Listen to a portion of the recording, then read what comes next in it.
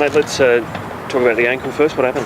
Yeah, just a little roll. Wasn't too bad, but obviously ankle I've had a bit of trouble with in the past, so probably anything was probably just myself being a little bit precautious. But yeah, the physio said it's better off coming off than training through it and tomorrow making it worse. So yeah, should be fine and get back to it tomorrow. So you expect to be straight back in the lineup after the break?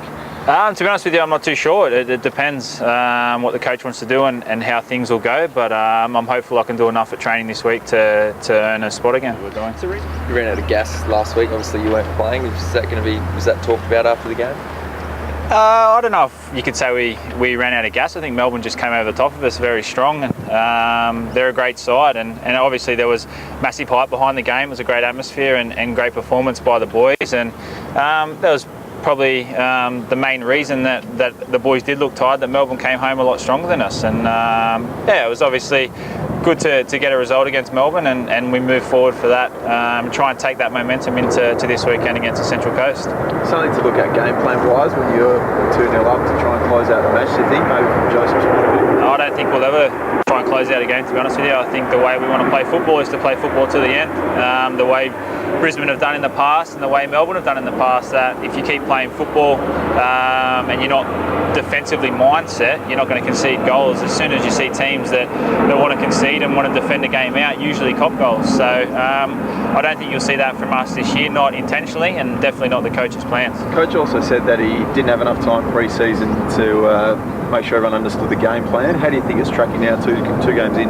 Yeah, I think we're doing well. I think, as he mentioned, it's taken a while for a lot of the boys to adapt to what he's tried to do here at the club, and yeah, things don't change overnight, and obviously what he's changing is quite dramatic, so it's going to take time, but as well as that, we're getting results. So what he wants out of us is slowly coming, and as long as we can still maintain and gain points while we're trying to achieve what he's achieving, then obviously it's going to benefit everyone. Mariners is another team which squeezes the life out of teams, so you're expecting more or less the same as what Melbourne did? Yeah, obviously, as you mentioned, they're a well-organised team, and defensively they're very sound. But I think the emphasis each week and the way Joseph wants to go about things is to concentrate on what we need to do. And if we can take control of what we do and do what he wants, then the emphasis is more on us, as opposed to worrying about the opposition each week. Your recent record against them's not great. Have you talked about that at all? I don't think it'll be brought up, to be honest with you. That's probably a good thing with having a new coach come to the club, is that everything in the past is forgotten about. Obviously, you read into a few things like derbies and things like that, but in terms of records against teams, I think that kind of goes out the window completely. And the first away game as well, do you think they're good for players? Yeah, obviously it's our first away game, and you mentioned it's the first of quite a few then in the upcoming week. So it's good for us to hopefully get a result on the road, because that'll really set us up for away trips in the future. Just going back to Gosford, you were there for a number of years.